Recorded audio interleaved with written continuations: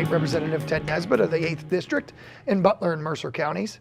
And it's been well over 100 days since the legislature passed a budget that was on time and balanced with no tax increases. And yet, here we are today. Pennsylvania continues to operate without a budget. And here to detail the attempts at compromise and update us on where we stand now is Chairman of the House Appropriations Committee, Representative Bill Adolph. Representative Adolph, thank you. Thanks for joining us. Welcome to the program.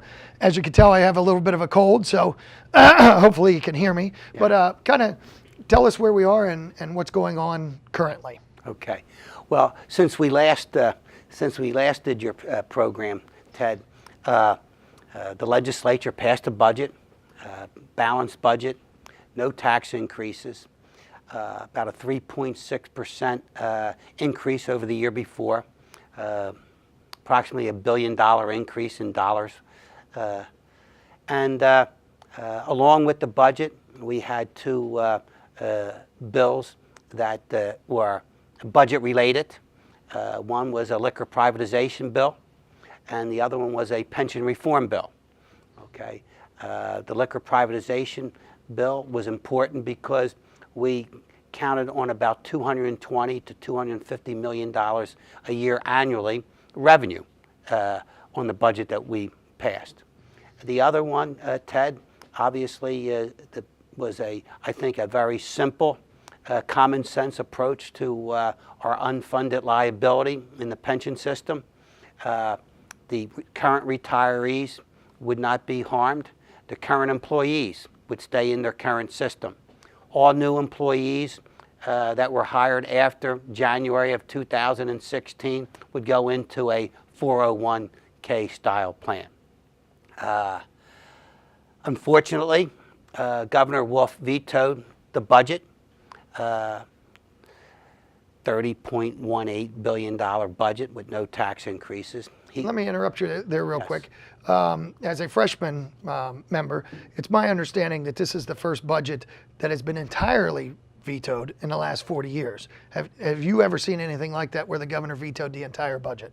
Never. This is my first experience, and I was actually surprised because if you put the budget on line items, okay, there's like 401 line items, 270 some line items. Our budget and the governor's budget, we either had equal numbers or sometimes, like the FIA grants, we were actually higher than the governor's proposal. Most governors choose blue lining, okay, what they don't like, and the others he agrees on, and those sections of the budget of state government proceed as normal. Much easier, less pain for those state agencies such as rape crisis centers, domestic violence, textbook for Catholic schools, for example.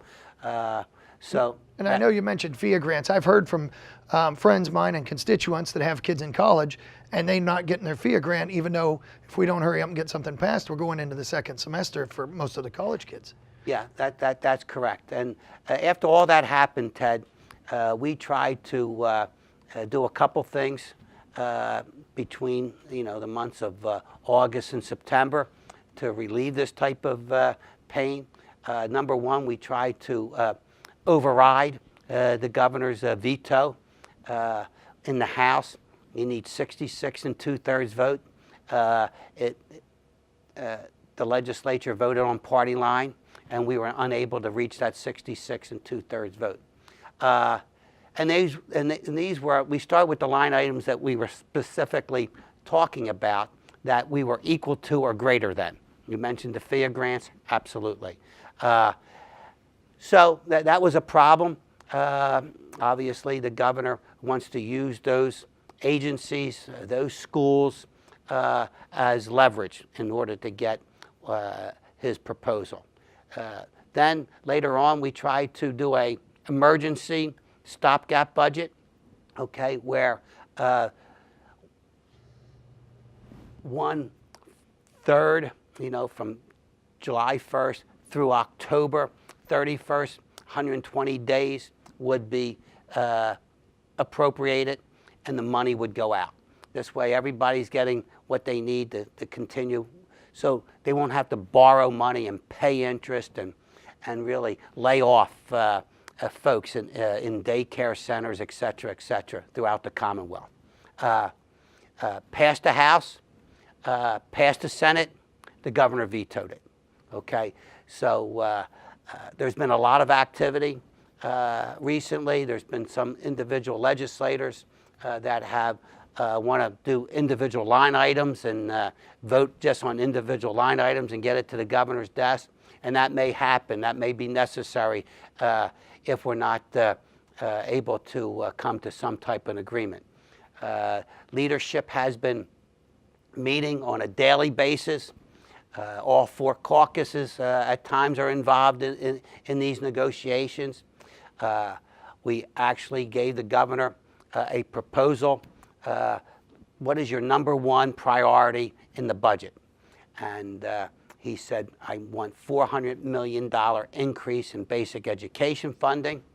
And the leader said, okay, Governor, if you will reconsider your veto on pension reform and liquor privatization, we will balance the budget and get a balanced budget to your desk with that $400 million increase.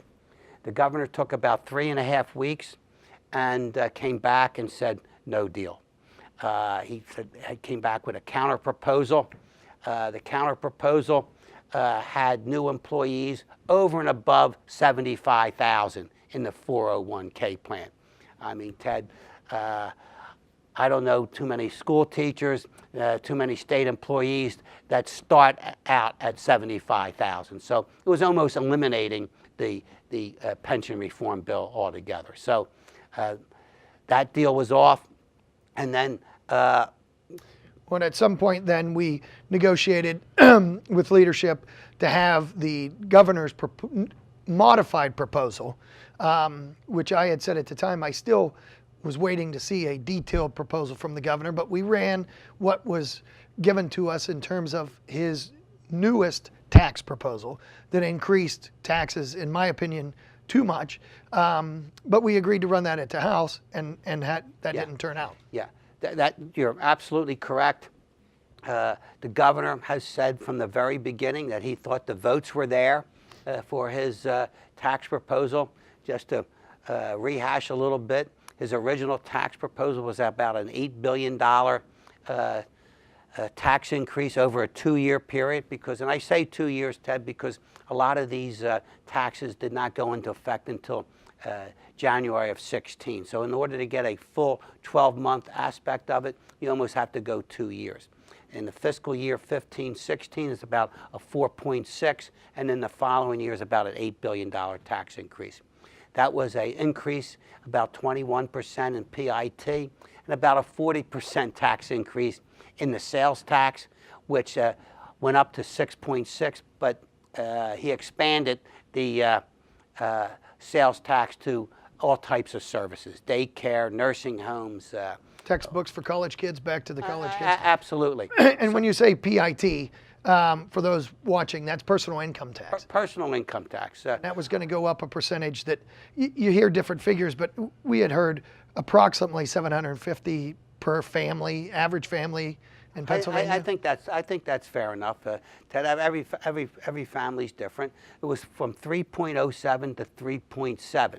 Okay, the proposal that you're talking about, I think we've been successful, and the governor, I think, has come to a realization that the votes were not there for his that's big the larger tax increase. Okay. So what we voted on, gave him 2 weeks to get the votes on, was a 3.57% personal income tax, which generated a little over $1 billion. $1.4 billion in the first fiscal year, and about $2.3 billion the following fiscal year. Along with that was a severance tax on the natural gas industry, and that was about $67 million the first year, and a little over $350 million the following year. 95% of his tax proposal would have been paid by the working people of Pennsylvania. Okay, so we put it up for a vote.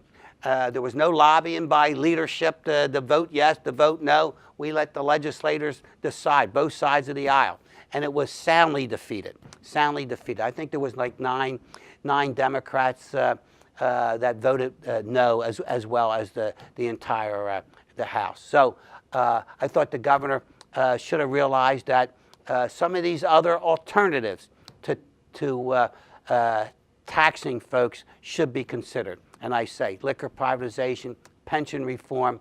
You know, there's items on the table now, you know, such as internet gaming. I mean, we're one of the only states not to have that. You know, since Pennsylvania got into the casino business, there's a lot of technology that has happened, and our casinos would like to get involved in it, and we should have tighter regulations and licensing of some of this internet gaming. So there's proposals out there to get where we are, but it's a very slow process, and hopefully in the next couple weeks, I'd like to see us put up another budget vote. So I guess my question would be, where do we go from here? We're going to have to come to some type of compromise, and you're in those negotiations. Yes. I've been keeping track and been, you know, in on the discussions. But really, how do you anticipate that this thing gets wrapped up? Both sides are going to have to give a little to get this thing done. Yes, and I think that is happening. I think that is happening. But in order to put taxes on the table, you have to have reform measures first, okay? You have to have some type of pension reform bill before you increase the PIT or increase sales tax. And I say that because one of the largest line items that moves our budget to a higher level every year is the SERS payment and the PSERS payment. And those are the state employees' retirement and the public school employees' retirement. You know, they're going up, you know, $500 million a year, and they're going to continue to do that for the next couple years. So if you're not reforming the system, and you're just willing to just continue to feed the system with tax dollars, there's not going to be enough money to go around for other educational issues, other state issues. So, and of course, the federal mandates that come down in our human services, Ted, is also about $500 million as well. So there's a lot of money in that budget that we couldn't cut or touch, even if we wanted to, because it's federal pass-through. Absolutely correct, Ted. Yeah, and you know, on the pension side, I refer to it as we have to stop digging the hole before we can fix what's going on there. So hopefully at some point we'll have another one of these legislative roundups, and we'll discuss on what we actually did pass with the budget and what was compromised. So I appreciate you coming today and explaining that to us. And that's all the time we have for today's program. I'm State Representative Tedd Nesbit, and if you need any assistance with any state government matter, feel free to contact me at my local office or through my website. That information will be shown in a moment. Thanks for watching, and please join me next time for Legislative Report.